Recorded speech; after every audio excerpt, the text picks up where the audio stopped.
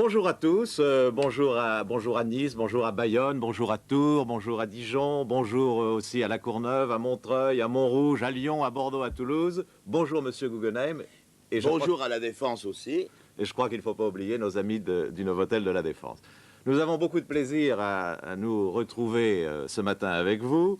Et j'ai pour ma part beaucoup de plaisir à pouvoir bavarder avec Monsieur Guggenheim pour deux raisons.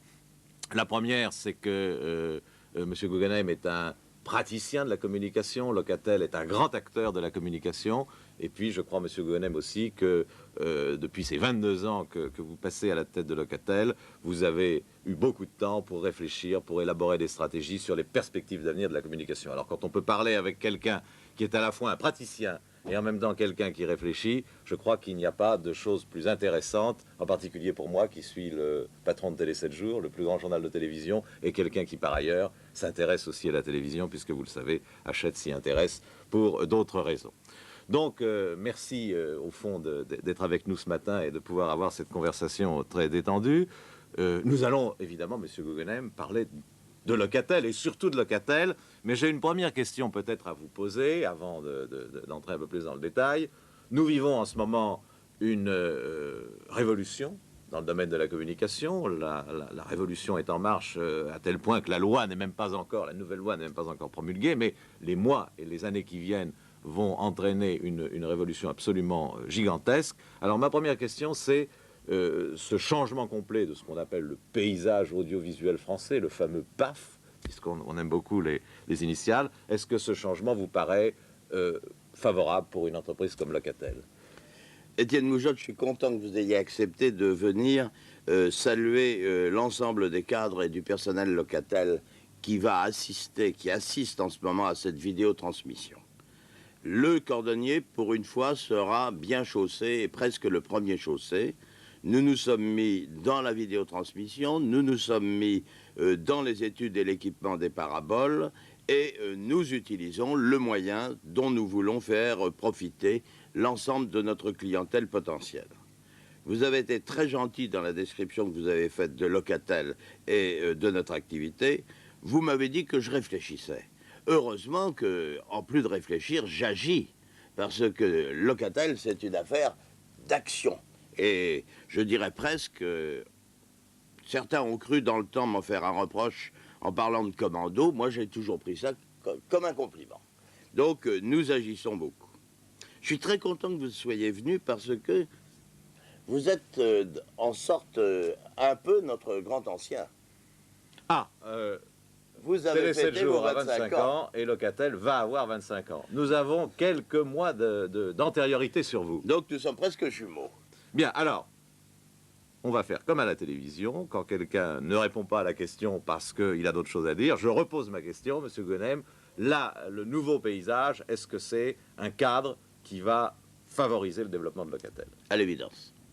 À l'évidence, Locatel, comme toutes les sociétés de location, a besoin de rester extraordinairement vigilante sur toutes les évolutions technologiques qui sont mises à la disposition de la clientèle, de façon à répondre le plus rapidement possible à la demande de la clientèle dès que celle-ci devient importante.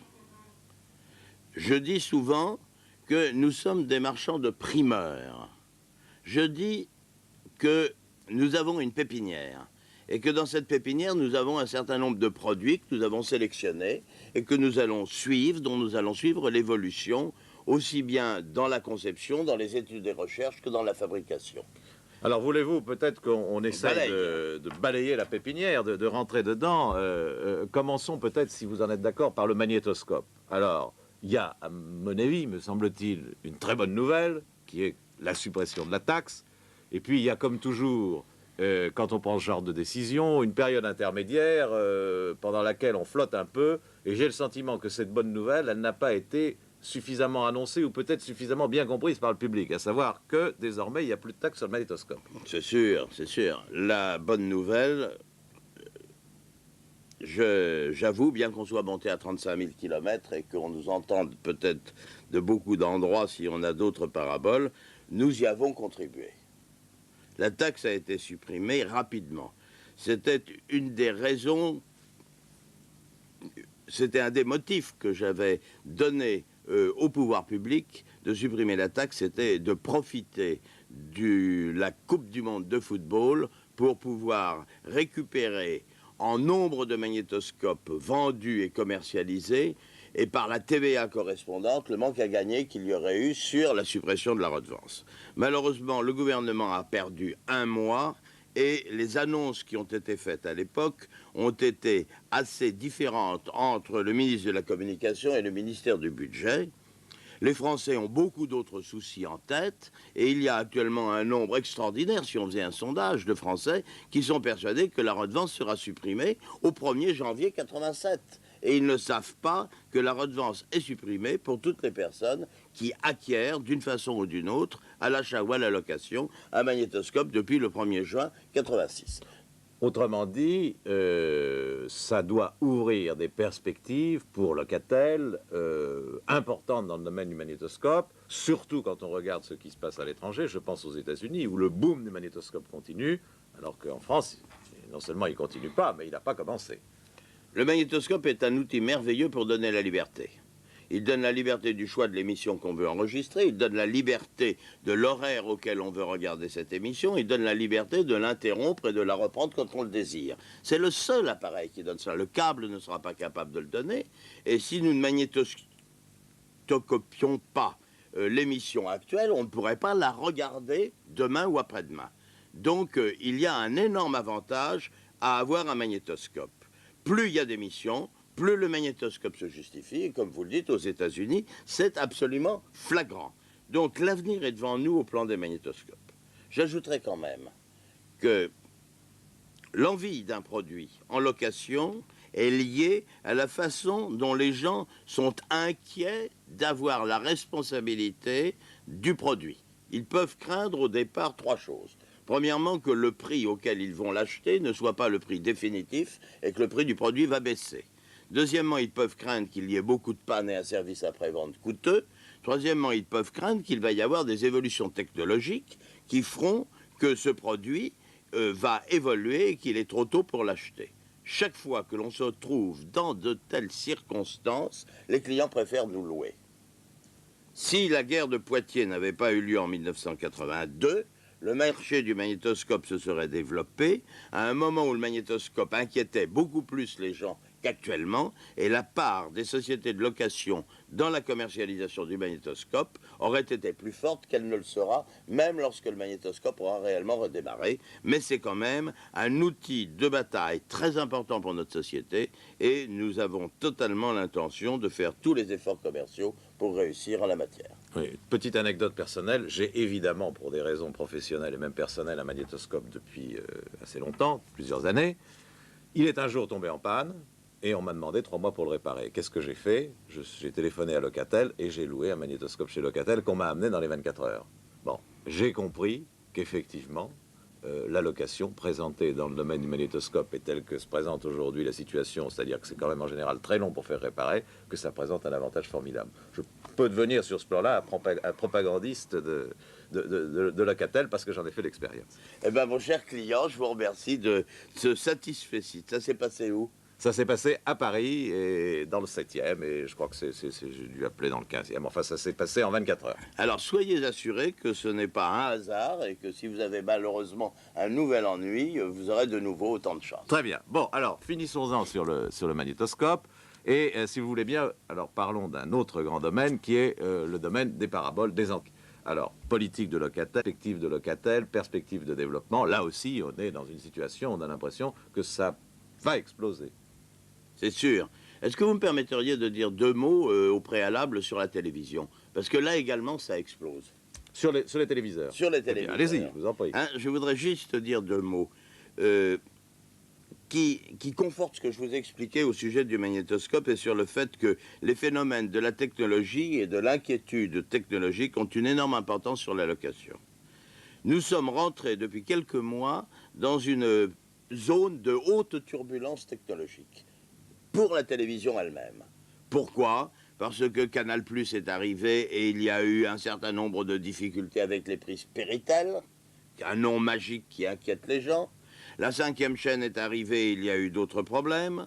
On parle de plus en plus d'un nouveau standard qui remplacera le PAL et le CK, mais qui s'appellera le D2 Mac Paquet. On voit que les Japonais commencent à parler de télévision à haute définition, c'est-à-dire que l'on va s'apercevoir prochainement qu'avec notre 819 lignes, nous n'étions que des précurseurs, et que l'on va arriver sans doute à avoir des images avec 1 millier de lignes. Tout cela fait que les gens ont actuellement l'impression que la télévision va encore évoluer, et à partir de ce moment-là, la location redevient une voie privilégiée pour la clientèle, et nous avons pris la décision cette année de pousser énormément nos campagnes publicitaires sur la location de téléviseurs, en plus bien entendu de celle des magnétoscopes. Très bien, oui, donc je comprends, vous dites, le téléviseur, ça reste évidemment le fonds de commerce de base de Locatel, et ce n'est pas parce qu'il y a toute une série d'autres secteurs qui s'ouvrent que vous allez abandonner, relâcher la pression dans le domaine de la location de téléviseurs, et vous dites, la situation technologique, l'évolution technologique donne des arguments en faveur de la location. Absolument. Bien, alors, paraboles. Je ne vous lâcherai pas sur les paraboles, parce que, d'abord, au fond, nous en faisons l'expérimentation. Là, c'est pas l'expérimentation, nous l'utilisons.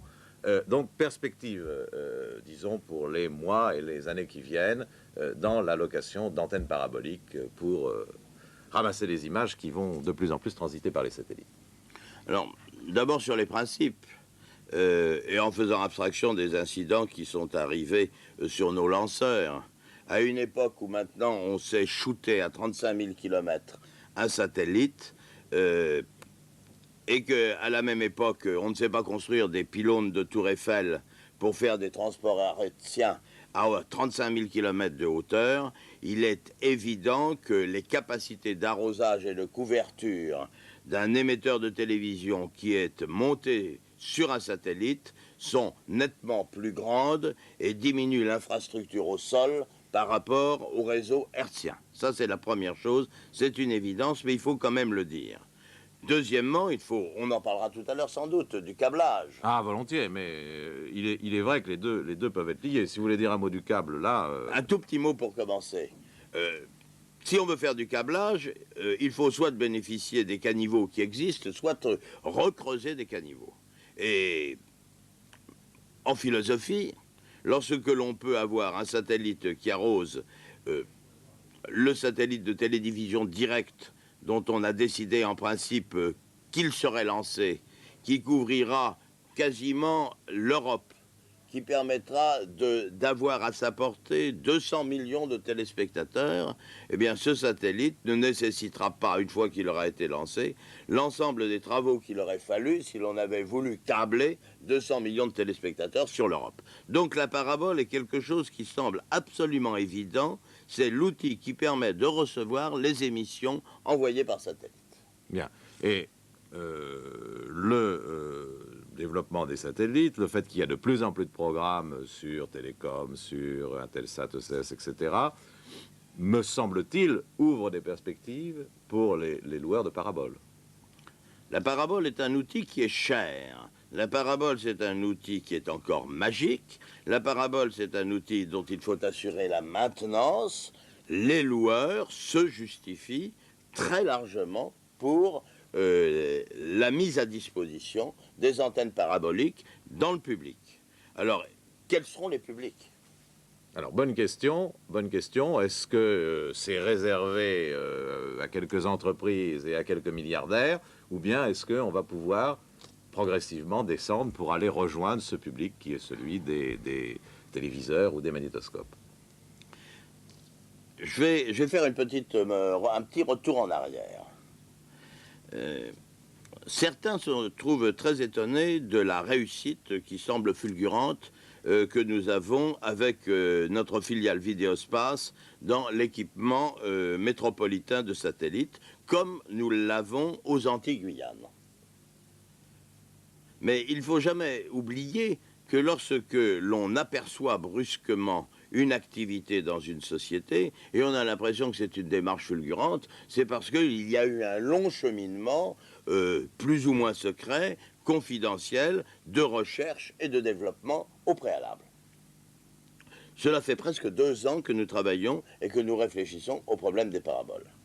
Et nous sommes arrivés à la conclusion qu'il y avait la possibilité, qu'il existait un marché, c'était un marché extraordinairement important dans lequel un certain nombre de personnalités morales devaient être associées pour avoir toutes les chances de réussir. Ces personnalités morales étaient les suivantes. Outre Locatel, qui avait une vocation de logistique, de commercialisation, d'installation et de maintenance grâce à son réseau national, il y avait France Câble et Radio, qui avait une grande connaissance du marché et qui avait des liens avec la Direction générale des communications, maître d'œuvre en la matière. Il y avait la Compagnie lyonnaise des eaux, qui connaît parfaitement bien les problèmes immobiliers. Or, des paraboles, si on ne veut pas qu'elles soient pour des milliardaires, il faut qu'elles soient pour des groupements d'individus, que ce soit des copropriétaires ou des colocataires, qu'ils habitent dans des tours ou qu'ils habitent dans des ensembles immobiliers horizontaux, dans des lotissements. Et il fallait un banquier parce qu'il y a de graves problèmes de financement. Et Locatel a décidé, modestement, mais je crois avec intérêt pour l'ensemble de la société et de nos associés, qu'il était beaucoup plus raisonnable que nous nous associons et que nous ayons le quart de cette activité en travaillant avec des associés de très grande classe, plutôt que d'être seuls dans un département où nous aurions eu beaucoup plus de mal à développer cette activité. Et ce qui explique donc que Vidéospace, c'est en gros un quart Locatel, un quart Lyonnaise des Eaux, un quart France Câble Radio et un quatrième quart banquier. Exactement. Exactement, c'était notre philosophie. Lorsque nous avons fait ce que l'on appelle un business plan, c'est-à-dire les prévisions d'activité et de réalisation, nous avons pensé, au départ, nous intéresser particulièrement aux ensembles immobiliers, de façon à mettre à la disposition des gérants d'immeubles des paraboles qui permettraient de recevoir des émissions par satellite, plus particulièrement étrangères, c'est-à-dire nous avions la vision grand public, liberté de choix entre les émissions, c'est-à-dire la possibilité de recevoir des émissions qu'on ne pouvait pas recevoir, qu'on recevait en complément des chaînes nationales. Eh bien, l'économie a voulu nous faire jouer différemment. À peine la société était-elle créée, je dirais même avant que la société soit créée, c'est pour ça que Locatel a été obligé d'agir en cavalier seul, en avant-coureur, avec AFC en particulier, avant que la société soit créée, il y a eu un certain nombre de demandes de fédérations de radios libres qui ont voulu se regrouper de façon à offrir un meilleur service à leur clientèle dans de meilleures conditions financières et qui nous ont fait appel. Et c'est ainsi que nous avons fait des installations, que nous avons concouru à des installations de quelques centaines de paraboles réparties sur le territoire national pour équiper en audio des réseaux de radio. Deuxième activité, la vidéotransmission. La vidéotransmission, celle que nous faisons aujourd'hui, eh bien, la seule différence avec les autres, c'est que nous n'aurons pas les mêmes tarifs de facturation, mais nous l'avons déjà mis à la disposition de nombreux clients qui se réunissent dans les hôtels parce qu'il est quand même plus intéressant de louer un canal du satellite, de louer quelques paraboles et de recevoir ses cadres, ses commerçants, ses clients, ses agents dans un certain nombre d'hôtels Accor ou autres, et de pouvoir avoir une émission particulièrement vivante et la capacité de faire passer le message. Mais nous n'oublions pas le grand public. Et nous irons au grand public. Et à votre avis, le développement vers le grand public, c'est quelque chose qui commence maintenant, ou qui va commencer?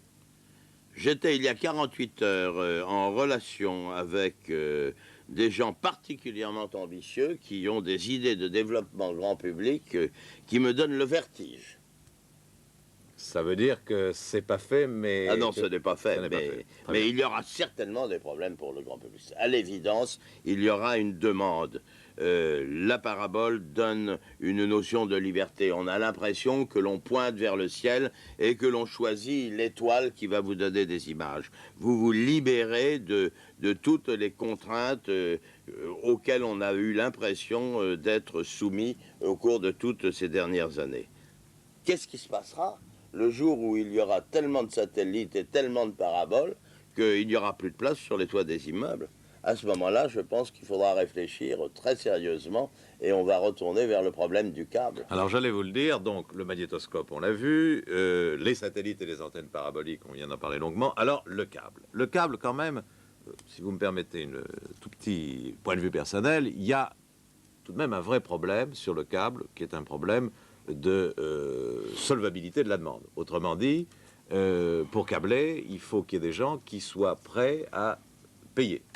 Est-ce que vous pensez que dans les mois et dans les années qui viennent, on va pouvoir développer un programme de câble aussi ambitieux que celui qu'on avait esquissé en 82 et qu'on est en train de reprendre? Ou bien est-ce que vous ne pensez pas qu'on va avoir un rythme quand même plus lent que prévu parce que le câble, ça n'a pas une complète justification si ça sert seulement à distribuer des programmes de télévision? Est-ce qu'il ne faut pas donner autre chose avec? Étienne Moujotte, je crois que vous avez tout à fait raison. J'ai entendu quelqu'un, j'aimerais bien me l'approprier, mais c'est pas vrai. J'ai entendu quelqu'un qui a dit à une réunion où on parlait des problèmes du câble, j'en ai suivi énormément ces derniers temps, et dit, le câble, c'est l'inverse du loto. C'est difficile, c'est cher, et ça ne rapportera jamais gros. Non, le problème du câble est un problème très difficile.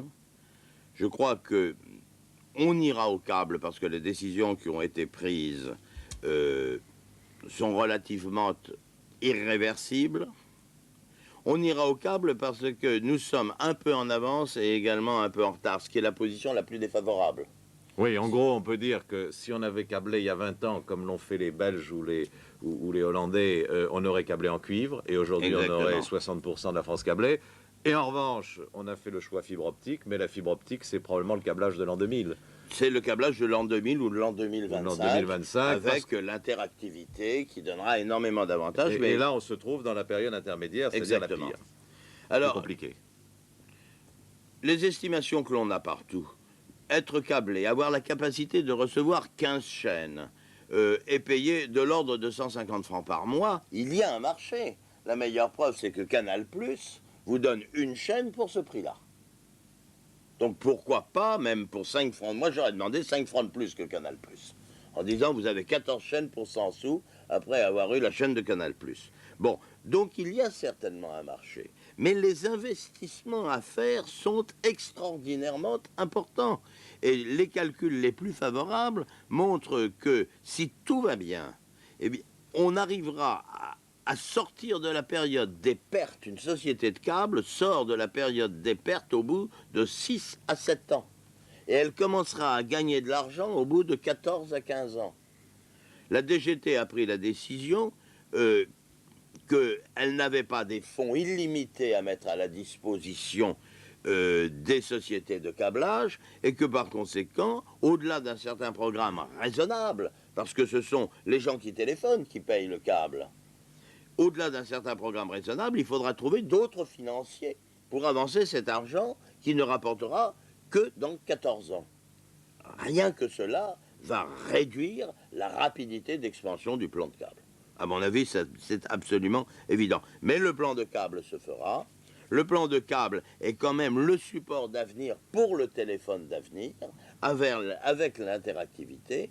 Et le plan de câble sera parfaitement justifié le jour où il y aura beaucoup trop de satellites et de paraboles et que les gens ne pourront plus s'amuser à pouvoir reprendre toutes les paraboles et qu'il sera beaucoup plus simple d'avoir un sélecteur dans son appartement qui, lui, arrivera à faire la sélection à volonté. Bien, bah écoutez, je crois que ce panorama est très complet. On a à peu près, je dirais, balayé, ou essayé de balayer. Oui, il y aurait beaucoup à dire, mais enfin, on a à peu près balayé tous les secteurs et vous nous avez donné des perspectives assez claires dans un domaine qui est compliqué. Je crois qu'il ne faut jamais perdre ça de vue. C'est que s'il y a un domaine où on dit beaucoup de bêtises quand on fait de la prospective, c'est en particulier la communication. C'est vrai en règle générale, hein, la prospective. Bon, enfin, passons.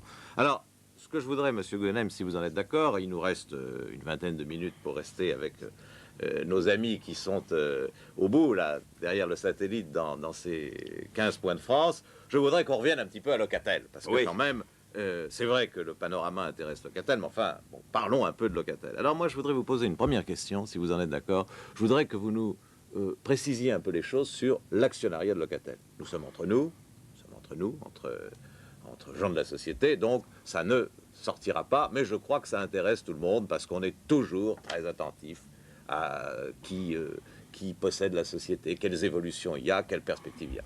Alors, c'est l'occasion de le dire. Bon, alors, l'actionnariat de Locatel, actuellement, se décompose de la façon suivante. Alcatel possède 69% de Locatel. La Banque Lazare possède toujours 10% de Locatel et Elf Aquitaine possède 13 ou 14% de Locatel. Les autres actions sont dans le public. C'est un changement énorme par rapport à la situation d'avant 1978 où il y avait 40% des actions qui étaient dans le public, mais l'OPA britannique qui a échoué a fait que les actionnaires privés ont vendu leurs titres et ne sont pas revenus. Locatel chez Alcatel nous a donné un maximum de satisfaction compte tenu de la structure et de la volonté et de l'orientation de la société Alcatel, qui est beaucoup plus une société industrielle qu'une société qui s'intéresse au grand public. Nous sommes l'exception dans cette société et nous avons dû faire face aux conséquences de cette position un peu exceptionnelle. Qu'est-ce que ça veut dire une position un peu exceptionnelle?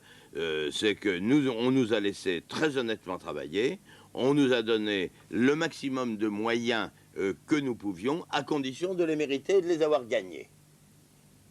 Alcatel n'a pas eu la possibilité de participer à une augmentation de capital en mettant des fonds propres supplémentaires chez Locatel. Elle avait d'autres problèmes à résoudre. Mais par contre, tous les bénéfices que nous avons gagnés depuis 4 ans, Alcatel les a laissés dans la société en acceptant de les transformer en actions de la société. Et je crois que nous lui devons un grand merci pour cela, parce que c'est une grande preuve de confiance qu'après avoir acheté ces titres dans des conditions difficiles pour eux, parce que c'était à un prix élevé, qui était le prix que les Anglais avaient demandé, d'avoir accepté de laisser la totalité des profits que nous avons été capables de réaliser dans la société. Je les remercie, je profite de l'occasion pour remercier Alcatel de cet effort. Alors, bon, voilà, je crois que c'est très clair et je crois qu'il fallait le dire. Bon, dans une société, il n'y a pas que l'actionnariat, il y a tout le reste, il y a la vie de tous les jours, et je voudrais peut-être qu'on parle un petit peu de l'état d'esprit de Locatel, parce que ce qui me frappe, moi j'ai eu l'occasion, bon, nous nous rencontrons assez souvent, j'ai beaucoup de plaisir à parler avec vous, j'ai un certain nombre d'amis qui travaillent chez Locatel. Il me semble qu'il y a un état d'esprit Locatel, qu'il y a quelque chose chez Locatel qui fait la spécificité de Locatel. Alors, est-ce qu'on peut dire ça en quelques mots? Est-ce que... Ah oui. Oui, quelques formules un peu dont vous avez le secret. Vous me faites plaisir. J'ajouterais néanmoins, parce que puisque tout le monde est en train d'écouter, d'avoir les informations, les mesures de privatisation qui arriveront un jour à la CG et chez Alcatel n'auront pas d'influence sur la façon de gérer Locatel. Les mesures et les accords qui sont envisagés entre Alcatel et ITT n'auront pas de conséquences non plus sur la façon dont la gestion de Locatel m'est confiée. Ça, c'est bien clair. Que personne ne se fasse de soucis sur un problème comme cela, ça serait vraiment totalement inutile. JG est bien présent à son poste. C'est ça que ça veut dire. Exactement, exactement. Bon, alors, venons-en, si vous en êtes d'accord, à l'état d'esprit Locatel. Alors, l'état d'esprit Locatel, les gens sont locatelisés, c'est certain. Le personnel de Locatel est une affaire passionnelle. On est tous très passionnels. J'en ai sans doute une partie de la responsabilité. Nous sommes passionnels, nous sommes des gens de commando. Les gens ne sont jamais plus heureux que quand il y a énormément de travail. À l'occasion de la Coupe du Monde de football, où on a quand même, entre nous, en quelques semaines, nous avons fait 20 000 locations. 20 000 locations, les immeubles font en moyenne 10 étages, donc la moyenne, ça fait donc les téléviseurs ou les magnétoscopes ont été livrés au 5e étage, hein, 20 000 multiplié par 5, ça fait 100 000 étages qui ont été montés par une équipe de 200 gars en quelques semaines. Donc, lorsque l'on est en période de forte activité, tout baigne dans l'huile à Locatel, et c'est la façon dont nous aimons vivre. Je pense que la qualité que l'on nous reconnaît, c'est d'être des professionnels. Nous sommes des professionnels de la location, nous sommes des professionnels de la logistique dans l'audiovisuel, nous avons une couverture nationale, et je voudrais saluer les Antillais et les Guyanais qui sont avec nous, qui ont accepté de faire 6000 kilomètres pour traverser l'Atlantique, et qui les referont, je pense, à la fin de la semaine, parce qu'ils vont repartir prendre en charge leurs agences, leurs sociétés, leurs agences de la Martinique, de la Guadeloupe et de la Guyane. On retrouve le même esprit. Si vous allez en Guadeloupe, vous aurez les mêmes avantages que vous avez en métropole. Tout ça pourquoi? Parce que moi, à mon sens, ce sont les hommes qui font la différence. Si Locatel est arrivé à ce qu'elle est arrivée, c'est parce que nous sommes arrivés à motiver l'encadrement de la société et motiver l'ensemble du personnel de la société. C'est quelque chose qui m'a toujours beaucoup préoccupé. J'ai toujours pensé qu'il y avait des termes auxquels on avait donné des images qui n'étaient pas très jolies. On a parlé de valeur ajoutée, ça a été considéré pendant tout un temps comme quelque chose de moche, la valeur ajoutée. Et la valeur ajoutée sociale, monsieur Moujotte. Quand on regarde les cadres qui sont réunis, et les plus anciens, qui ont 22 ans de maison, on a une ancienneté moyenne, je crois, à la société qui est de 10 ans et demi ou de 11 ans. Les cadres les plus anciens, mais ils ont commencé à des postes qui n'avaient aucune responsabilité. Et les voir progresser, voir la valeur ajoutée sociale et humaine que l'on a pu rajouter à cela, ça fait partie des problèmes qui me portent particulièrement à cœur. Je vais vous raconter une autre chose très rapidement. Il y a 2 ans, avec la guerre des magnétoscopes, vraiment, nous avons failli être emportés par la tempête.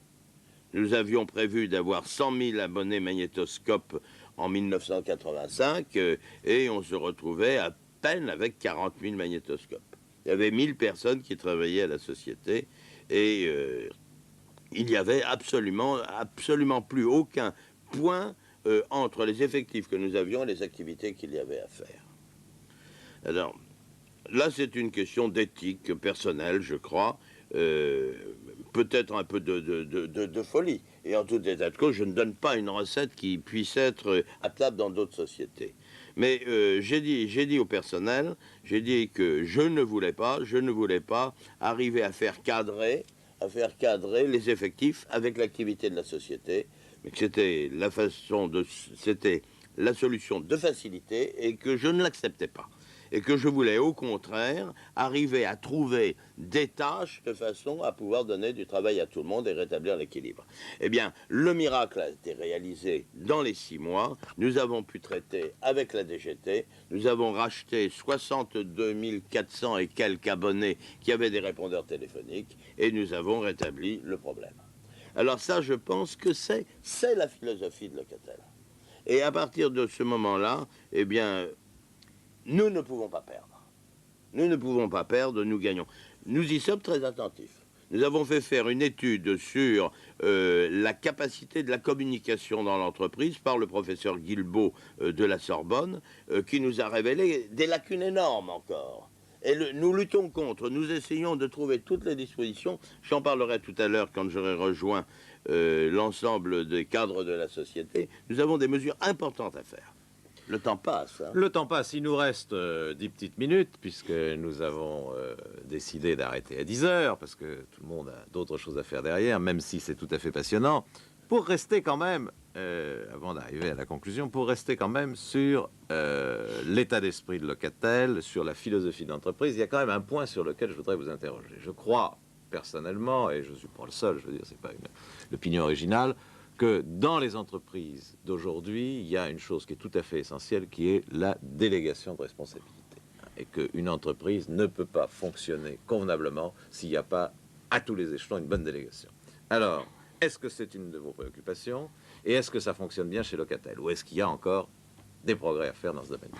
Non, la délégation, c'est quelque chose d'extraordinaire, hein, parce que c'est vraiment le petit jardin personnel de chacun, et chacun le voit sous son angle.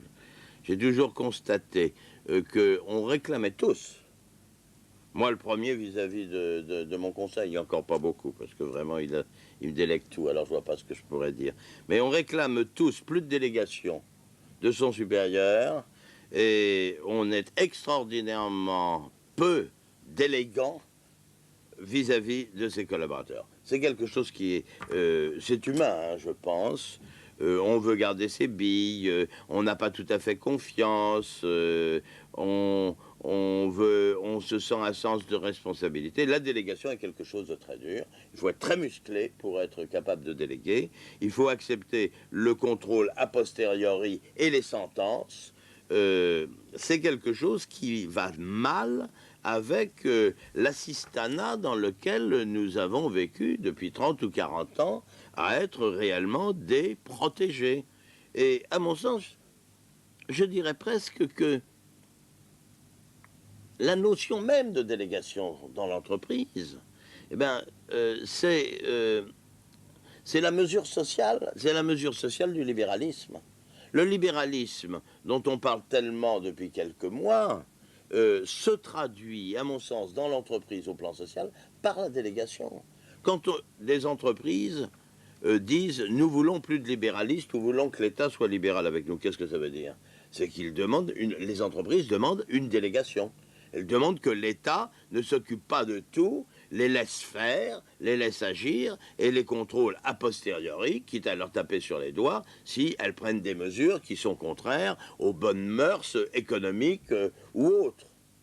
Eh bien, dans une société, lorsque l'on veut, dans une entreprise déléguée, eh bien, on fait du libéralisme. Et si on voulait, et si on croit, si les hommes politiques croient qu'ils peuvent faire du libéralisme sans pousser la délégation, ils se tromperont et ils n'aboutiront pas. C'est très grave, je fais une toute petite aparté philosophique, c'est que la délégation, ça ne s'invente pas. Il faut être structuré, il faut être musclé.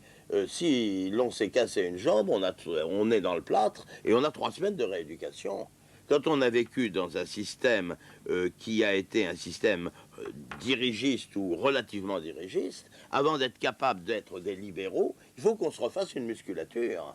Il y a un sacré jogging à faire. Mais vous êtes bien d'accord que dans une entreprise moderne, affrontée à une concurrence très difficile, ce qui est le cas de toutes les entreprises, en particulier de Logatel, la délégation, c'est quelque chose d'essentiel. C'est essentiel, mais c'est très difficile. Mais en même temps, c'est très difficile. C'est essentiel, mais c'est très difficile. Et puis, on est facilement irrationnel dans ses réactions.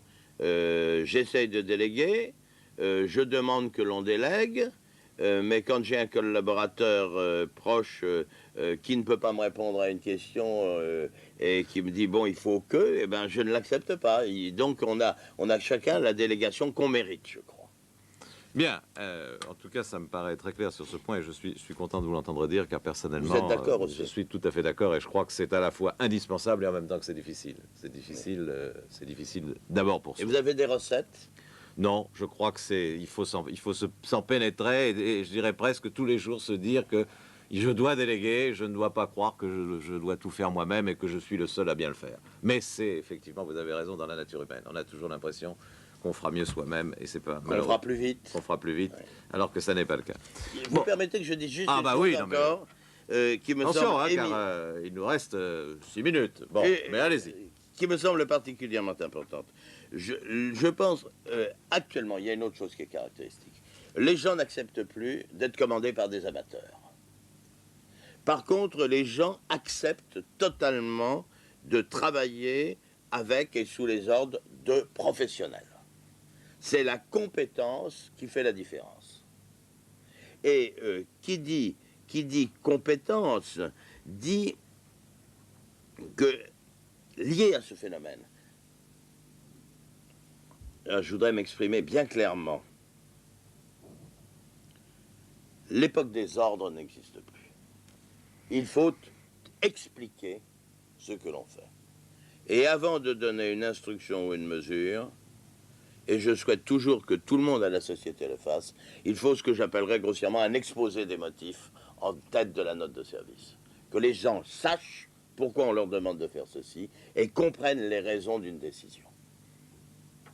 J'ai perdu 2 minutes, mais je crois que vous avez raison, c'est tout à fait essentiel. Alors, venons-en à la conclusion, puisqu'il nous reste les 5 dernières minutes, comme on dit. Au fond, ça m'amène à revenir au point de départ. On a dit en commençant, et on a essayé de balayer la situation nouvelle, qu'on allait vivre une extraordinaire révolution dans la communication, qui est là sous nos yeux, révolution technologique, révolution économique. Bon. Dans cette situation, il y a toujours deux manières de prendre ce type de situation. Quand les choses changent, ça peut être très favorable. Mais en même temps, c'est très difficile. Parce que ça veut dire que ça crée des situations nouvelles et ça place les entreprises dans des situations tout à fait imprévues. Quel message vous voulez faire passer pour Locatel? Je veux dire par là, comment est-ce que vous voyez l'avenir, ne faisons pas de futurologie, l'avenir des mois qui viennent et de l'année qui vient pour Locatel? Est-ce que vous êtes optimiste ou est-ce que vous êtes plein d'incertitudes et de doutes? Non, je suis optimiste. Je suis... Vous connaissant, le contraire m'aurait étonné. Je suis un angoissé. Vous allez nous dire pourquoi. Vous allez nous dire pourquoi. Je suis un angoissé, mais je suis optimiste. Je suis optimiste d'abord parce que quand je regarde derrière dans le rétroviseur, il ne faut pas regarder souvent dans le rétroviseur, mais de temps en temps, quand je regarde derrière dans le rétroviseur, je vois d'où l'on vient et la façon dont tout s'est ouvert. Je vois que avec les paraboles, avec le câble, nous avons une nouvelle éclaircie qui me rappelle extraordinairement l'éclaircie de la télévision couleur en 1967, qui me rappelle l'éclaircie du magnétoscope de 72 à 82 au moment de Poitiers. Nous avons de nouveau une énorme activité. Je suis optimiste parce que nous avons pris encore une fois une longueur d'avance sur tout le monde avec la création de Vidéospace, avec les accords que nous avons eus avec Telspace, avec la façon dont on a des contacts avec le câble et toutes les villes avec qui on a des contacts.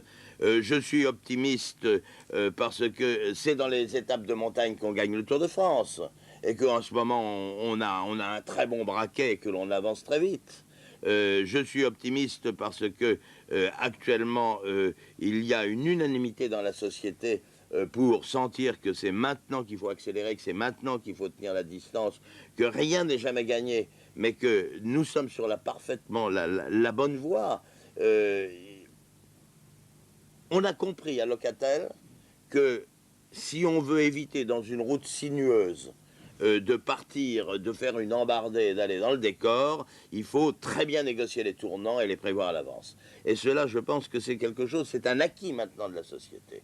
Et puis je suis optimiste pour une autre chose, c'est que nous sommes dans notre 25e année, nous allons avoir l'ancienne majorité légale d'il y a 150 ans, et que nous sommes actuellement à 1 934 000 clients qui ont signé un contrat depuis la création de la société.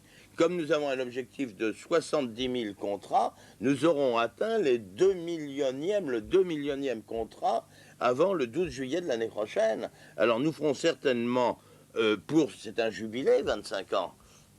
Vous l'avez fêté, votre jubilé? Nous l'avons déjà fêté, oui, puisque nous sommes un peu plus vieux que vous. Eh bien, nous, on va le fêter, puis on vous demandera de venir. Eh bien, bien volontiers. Je crois qu'il n'y a pas de meilleure conclusion que de dire qu'on arrive au 2 millionième abonné. Et je voulais bien sûr vous remercier. Je crois qu'il faut remercier tous nos amis qui sont répartis dans ces villes de France, que vous avez l'occasion de voir individuellement, mais qui là sont rassemblés par le miracle du satellite et de la vidéoconférence et de la parabole en bas qui permet de recevoir l'image, car s'il n'y avait pas de parabole, il n'y aurait pas d'image. Absolument. Et j'ai simplement envie de dire, en vous quittant, merci à tous de nous avoir écoutés, merci Monsieur Guggenheim, et vive Locatel. Vous êtes gentil et vive Télé 7 jours. Merci à vous, au revoir à tous et à bientôt.